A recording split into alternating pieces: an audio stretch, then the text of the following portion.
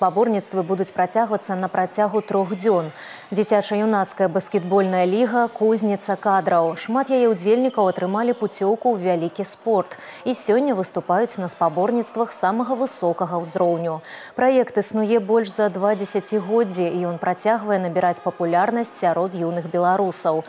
У гэтым сезоне прадстаўлена амаль 90 каманд з усёй краіны. Гэта каля 1200 рабят, патэнцыйных зорак айчыннага баскетболу. Занимаюсь я баскетболом 5 лет. Этот спорт мне нравится. Пришел я в него, занимался у меня папа. И буду заниматься, продолжать им.